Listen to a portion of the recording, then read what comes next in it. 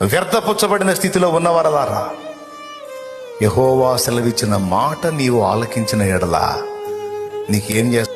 ఎండిపోయిన ఎముక ఆయన మాట విన్నప్పుడు, ఎండిపోయిన ఎముక దైవజనుల స్వరం గుర్తించినప్పుడు, దైవజనుల్లో నుండి దేవుడు పలుకుతున్న మాటను విశ్వసించి స్పందించినప్పుడు, ఈరోజు దేవుడు నీతో అది మాట్లాడుతున్నాడు. ఎండిపోయిన స్థితిలో ఉండిపోయాను నేను, నా బ్రతికేలాగా అయిపోయింది, చిన్న భిన్నమైంది, నా స్థితిగతులు ఎలా ఉన్నాయి. నీకు కలిగిన వాటన్నిటిని బట్టి వేదన చెందుతున్న ప్రతి ఒక్కరితో దేవుడు మాట్లాడుతున్నాడు.